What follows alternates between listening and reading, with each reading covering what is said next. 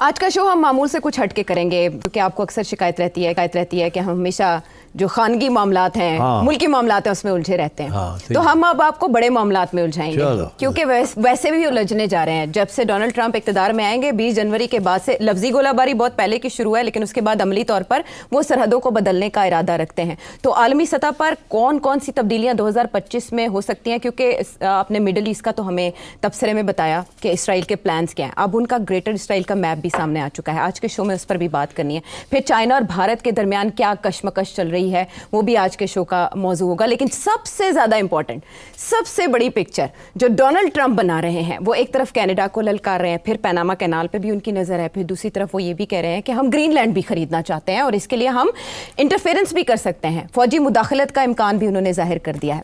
तो अब रद्द-ए-अमल तो आ रहा है, हर कोई अपनी अपनी कैपेसिटी में से नामुमकिन करार दे रहा है, कोई दिफाई बजट बढ़ा रहा है। लेकिन हमें ये जानना है कि क्या डोनाल्ड ट्रंप की इन धमकियों को, इन इशारों को संजीदगी से लेना चाहिए या ये सिर्फ एक रेटरिक है? हाँ, बड़ा इम्पोर्टेंट सवाल है। आपने निशानदेही तो कर ही दी कि वो ग्रीनलैंड के ऊपर भी नज़र रखे हुए हैं। उसके बाद वो कनाडा की बात कर रहा है कि 51st स्टेट बन जाएं आप जी। और धमकी दे रहा है कि मैं आपके ऊपर टैरिफ लगा दूंगा आपके तजारत के ऊपर, और ये कह रहा है कि हमारी वजह से आप जिंदा हैं, हम आपसे अगर ना माल लें तो फिर आप तो जिंदा नहीं रह सकते।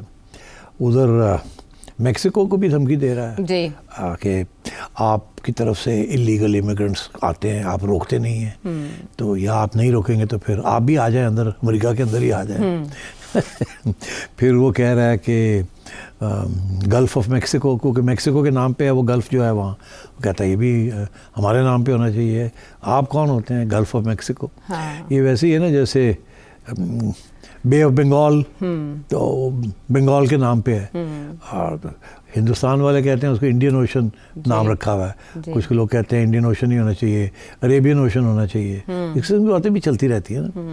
तो अब बात यह कि डोनाल्ड ट्रंप साहब जिस वोट के साथ आए हैं, वो वोट के दो हिस्से। एक तो ये है कि उनका एजेंडा है कि जंग नहीं मैंने करनी। वो कहता है ये हमारी अमेरिकन एस्टैब्लिशमेंट जो ये हमें इन्वॉल्व कर देती है इन वॉर्स। अच्छा। ये अपने हथियार बेचना चाहते हैं, ये अपना पावर बढ़ाना चाहते हैं, ये डीप स्टेट जिसको कहते हैं। और इसलिए he says I am oppose to all wars. इसीलिए वो कहते हैं कि रूस के साथ यूक्रेन के अंदर लड़ाई झगड़े की ज़रूरत नहीं है जी। अच्छा, एक तरफ तो वो ये उनकी फिलॉसफी है कि वॉर्स नहीं होने चाहिए और अमेरिका को इन्वॉल्व नहीं होना चाहिए वॉर। ठीक है। अगर दूसरी तरफ वो जिस किस्म की ये बयानबाजी कर रहे हैं, जाहिर है इसके साथ तो रिएक्शन आ रहा है जी। और रिएक्शन आ रहा है तो ये फिर इसका ये मतलब है कि या तो चुप करके बैठो, तो या आप सिर्फ बयानबाजी करो। अगर बयानबाजी 2-3 दफ़ा करोगे और एक्शन नहीं लोगे तो आपकी फिर हैसियत क्या रहेगी? क्योंकि एडा बड़ा बंदा गल्ला ही करता और करता कुछ नहीं। तो इसका ये मतलब है इरादे उनके कोई नेक नहीं है और उनके फ़लसफ़े के अंदर एक कॉन्ट्रडिक्शन है। एक तरफ कहता है हमने लड़ाई झगड़े नहीं करने किसी के साथ, दूसरी तरफ जिस किस्म की बयानबाजी कर रहा है, अगर उससे पीछे हटेगा तो मसला बन जाएगा उसके लिए। तो इसलिए ये मुमकिन है कि इनमें से गल्फ ऑफ मेक्सिको जो है उसको तो ये कहेगा कि जी यूनिलैटरली चेंज कर देगा। अच्छा। उसको फिर चैलेंज किया जाएगा, लड़ाई झगड़े होंगे मगर कोई लड़ाई उसके ऊपर वॉर नहीं होगी। That is just a symbolic thing. अच्छा। क्या अपना पावर दिखाने के लिए कि we are the big brother, ये हमारा नाम हमारा होना चाहिए। But it's not a question of exchanging territories या इस किस्म की कोई चीज़ नहीं है। तो वो इतना इशू नहीं है। इशू ये कनाडा वाला भी नहीं है। अच्छा। ये कनाडा वाला भी इशू नहीं है कि ये कनाडा 51st स्टेट बन जाए। ये सिर्फ ड्रामाबाजी है। सवाल ही पैदा नहीं होता किसी सूरत में भी कि Canada would agree to become the 51st state. Canadian की अपनी एक आइडेंटिटी है, एक नेशनैलिटी है। इसमें कोई शक नहीं है कि पिछले 5 साल में जिसकी वजह से one of the reasons that Trudeau is no longer Prime Minister or will not be Prime Minister for long, इस किस्म की मैसिव इमिग्रेशन हुई है जिसकी वजह से कैनेडियन जो एक बन रही थी, एक नेशनैलिटी बन रही थी कैनेडियन की, कॉस्मोपॉलिटन अपर एजुकेटेड पीपल, वो डाइल्यूट होती जा रही है। और उसकी वजह से मेरा ख्याल है कनाडा के अंदर भी इश्यूज बनने शुरू हो गए हैं कि हम कैनेडियंस हैं कौन। So I think Donald Trump thinking कि ये अच्छा मौका है, इज मेकिंग दिस क्लेम कि जी तो आप लोग क्या है, आपके पास है क्या? तेल है और लकड़ी है। लकड़ी भी और तेल भी अमेरिका लेता है जी। तो हम अगर बंद कर दें तो आप तो फर्ज हैं। अच्छा, और कनाडा ने भी क्या किया हुआ है कि बहुत बड़ी वेलफेयर स्टेट बनाई हुई है, बहुत बड़ी वेलफेयर स्टेट बनाई हुई है, free education, free this, free that. तो अमेरिकन ये बेसिकली फ़लसफ़ा ये है कि जी हमारा अमेरिकन टैक्स पेयर्स डॉलर है, वो हम आपसे तजारत करके आपका माल ख़रीद रहे हैं और हम नहीं ख़रीदेंगे तो आप उड़ जाएंगे। तो आप बेहतर यही है कि आप हमारे साथ ही आ जाएं। तो अच्छा, तो उधर से फिर ज़ाहिर है वो आगे से जवाब ही आता है कि फिर ठीक है, अगर आप कनाडा लेना चाहते हैं तो हमें अलास्का दे दें आप क्योंकि अलास्का कनाडा के ऊपर है ना, तो वो अमेरिकन स्टेट है अलास्का। तो डोनाल्ड ट्रंप छेड़ रहा है ये लोगों को, छेड़खानी, इससे ज़्यादा कोई सीरियस पर्पस नहीं है। अच्छा। कनाडा को छेड़ रहा है, मेक्सिको को छेड़ रहा है, इन अ वे रशिया को भी छेड़ा है, चाइना को भी छेड़ा है। अगर पनामा कैनाल और ग्रीनलैंड अब मैं आपको बताऊं फ़र्क क्या है। जो चाइना के साथ जो इशू है वो फ़र्क है, रशिया के साथ इशू फ़र्क है। चाइना के साथ कोई टेरिटरी के ऊपर नहीं बात हो रही, रशिया के साथ भी कोई टेरिटरी के ऊपर नहीं हो रही। इनफैक्ट वो तो रशिया के हक़ में है कि यूक्रेन जो है इसको फ़ारग किया जाए, जंग ख़त्म की जाए और यूक्रेन का कुछ हिस्सा जो है रशिया को मिल जाना चाहिए एज अ बफर स्टेट। तो he is on the Russian side.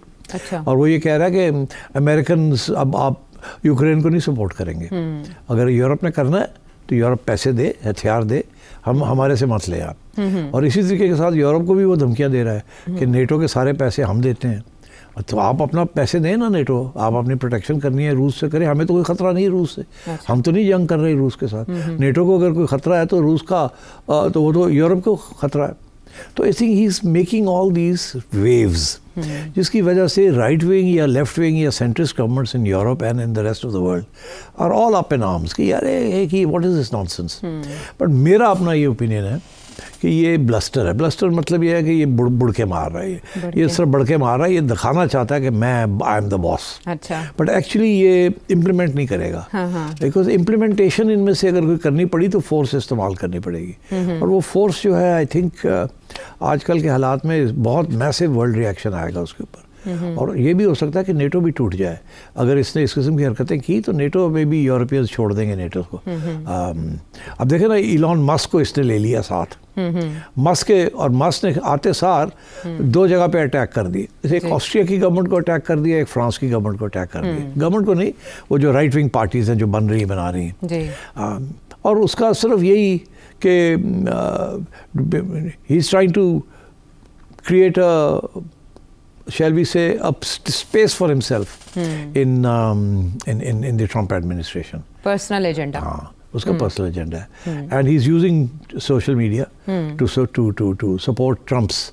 वो जो समझता कि ट्रम्प ये चाहता है तो इसलिए वो कर रहा है वो। तो इलॉन मस्क के खिलाफ भी रिएक्शन आना शुरू हो गया, इन मुल्कों से रिएक्शन आना शुरू हो। तुम कौन होते हो इंटरफेयर करने वाले? तो मेरा ख्याल है ये इलॉन मस्क के इकोनॉमिक इंटरेस्ट हैं। डोनाल्ड ट्रंप जो है उसके रियल इंटरेस्ट जो है वो डोमेस्टिक हैं। अच्छा। इंटरनेशनल नहीं है।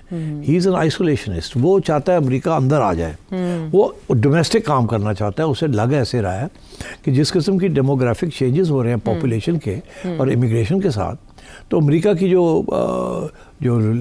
पॉलिटिक्स है वो राइट विंग से हट के सेंटर की तरफ आ रही है और रिपब्लिकन पार्टी को बड़ा ख़तरा है लॉन्ग टर्म में। तो इसलिए उसने ये जो जिसे कहते हैं ना लास्ट डिच एफर्ट, ये उनकी फार राइट को साथ लेके चलना और जिस किस्म की उसने बातें की हैं, this is the Republicans attempt कि डेमोग्राफिक चेंज जो आ रही है, यंग लोगों की जो आ रही है जो कि लेफ़्ट की तरफ जा रहे हैं, डेमोक्रेट्स की तरफ जा रहे हैं, ये लास्ट गास्प जिसे कहते हैं। सो मेरा ख्याल है कि Donald Trump will work on the domestic agenda. Taxes, वो टैक्सेस कम करेगा। अच्छा। और जो है ये लिबरल वैल्यूज़ उनको कम करेगा। बिकॉज यू सी ये जो सारे जो नए बच्चे जो आए हैं ना, इनके साथ जो लिबरलिज्म आ रही है, इसके अंदर फेमिनिज्म आ रही है, आ रही है, इस किस्म की चीज़ें आ रही हैं। पुराने लोग जो है ना अमेरिका के, specially in the central states and the South, they are very conservative, very traditional and very religious, still Christian and evangelicals. तो he is trying to make sure कि ये आउट ना हो जाए। Okay. तो मेरा ये ख्याल है कि ये डोमेस्टिक एजेंडा से अटेंशन डाइवर्ट करके करना उसने काम डोमेस्टिक है। अच्छा। और उसने डाइवर्ट करना अटेंशन ऑन ग्लोबल इश्यूज, ताकि मीडिया उधर ही फोकस रहे और अंदर से वो ही wants to work on the domestic side. That's my assessment. क्या कामयाब होगा या नहीं होगा, I don't think he will get Greenland. Greenland के ऊपर तो अब सारा यूरोप प्रोटेस्ट करेगा, और ग्रीनलैंड खुद प्रोटेस्ट करेगा, फ्रांस प्रोटेस्ट करेगा, डेनमार्क करेगा। प्रॉब्लम क्या है? क्या? अब सिर्फ एक जगह का प्रॉब्लम ले लेते हैं। ग्रीनलैंड का प्रॉब्लम ये है कि वहाँ सेकेंड वर्ल्ड वॉर के दौरान अमेरिकन ने एक बेस बनाया था अप इन द नॉर्थ। वो बाद में स्पेस, वो अब अभी तक बेस है उनका। अमेरिकन कहते हैं ये बेस हमारे लिए बड़ा इंपॉर्टेंट है। अच्छा, अब वहाँ हो ये रहा है कि in the last 4-5 years Chinese and Russian presence in the sea around that वो बढ़ती जा रही है, और एडवांस न्यूक्लियर सबमरीन्स भी चाइना की और रूस की आ जाती है इन दैट एरिया। तो ये कह रहा है कि that's a direct threat, national security threat. तो वो बेस छोड़ने के लिए तैयार नहीं है। अब इनका ये ख्याल है कि बेस को और तकड़ा किया जाए। अच्छा। वो नहीं करने देंगे यूरोपियंस। अच्छा। हाँ, वो नहीं करने देंगे। तो आई थिंक इस किस्म की इश्यूज बन रहे हैं वहाँ। धमकियाँ हैं। मेरा ख्याल है शायद यही कॉम्प्रोमाइज़ हो जाए कि बेस स्ट्रॉन्ग कर लो कुछ और, मगर हम बेचेंगे नहीं, ना ही आप इसको टेक ओवर कर सकते हैं। अच्छा। That could be a compromise. क्योंकि यूरोपियंस भी परेशान होते हैं ना जब चाइनीज़ शिप्स या सबमरीन्स वहाँ पहुँच जाती हैं या रशियन आ जाती हैं। तो आई थिंक दिस इज़ करना कुछ है, मांगना कुछ है। मांगना कुछ है। मांगेंगे ये कि ये ग्रीनलैंड हमें बेच दें। हाँ। हम ले लेते हैं ग्रीनलैंड। नहीं तो हम फोर्स से भी ले सकते हैं। और करना क्या है कि अपने बेस को स्ट्रॉन्ग करना है और अपना अमेरिकन प्रेजेंस वहाँ ज़्यादा बढ़ाना है। It could be a diversionary tactic कि करना लेना कुछ है और मांग कुछ रहे। क्या इन अ वे ये फोर्स करना है डेनमार्क को कि वो अपने दिफा को ज़्यादा मजबूत बनाए और मिलिट्री कैपेबिलिटीज़ को कि काउंटर कर सके वहाँ रशिया और चाइना की presence? Already defence budget Denmark नहीं कर सकता बेचारा। Denmark is a small country. उसके ऊपर बस प्रेशर। देखिए ना, ग्रीनलैंड में ऑयल है जी, और है। ग्रीनलैंड में लोहा है, तांबा है, सोना है, यूरेनियम है जी, और लिथियम है, जिसे कहते हैं रेयर अर्थ मेटल्स। अब rare earth metals 60% of the world's rare earth metals are in China. अब rare earth is the future. Rare earth metals जी, ये जिसकी जिक्र आपने किया, ये वो हैं जो कि बाकी मुल्कों में नहीं पाए जाते। ये थोड़ी थोड़ी क्वांटिटी, मगर इसकी बहुत सख्त ज़रूरत पड़ेगी आगे टेक्नोलॉजी में। इलॉन मस्क जैसे लोगों को, अच्छा, और अमेरिका को स्पेस एज के लिए ऐसे रेयर अर्थ मेटल्स जो हैं, they very precious, even more precious than gold. तो सो आई थिंक यही फैसला है कि जी किसी तरीके से हमें कंट्रोल मिल जाए on the rare earth metals. And I think that's why he is going for Greenland, because of potentially very rich in minerals. अच्छा, इसमें ताज़ा पेशरफ्त ये हुई है कि ग्रीनलैंड के दिफाई बजट में इजाफा कर दिया डेनमार्क ने। उन्होंने कहा है कि हमारे लिए बड़ा मुश्किल फ़ैसला था हमारे मुल्क की ज़रूरियात को देखते हुए और बजट को देखते हुए। मीनवाइल जो पनामा कैनाल में मौजूदगी है चाइना की, वो कम है बनिस्बत उसके जो डोनाल्ड ट्रंप क्लेम करते हैं। तो उनके उस दावे में कितनी हकीकत है और इसको चाइना कैसे काउंटर करेगा कि वहाँ से जो कार्गोज गुजरते हैं अमेरिका के, वो कहते हैं कि उनसे चार्जेस भी कंपैरेटिवली ज़्यादा वसूल किए जाते हैं। तो ये शिकवा किस हद तक ठीक है? नहीं, देखिए, ये भी ड्रामा है सारा। प्रॉब्लम ये है कि चाइना वो कह रहे हैं कि अब चाइनीज़ शिप्स जो हैं, पहले तो 60% ऑफ द जो ट्रैफिक थी वो US, अब चाइना की ट्रैफिक बढ़ती जा रही है। अच्छा, this is an attempt to threaten the Chinese कि अगर अमेरिका के कंट्रोल में होगा पनामा तो चाइना के ऊपर भी टैरिफ्स। उसने कहा ना कि मैं चाइना के ऊपर ड्यूटियाँ लगा दूंगा जो चाइनीज़ माल आता है अमेरिका में।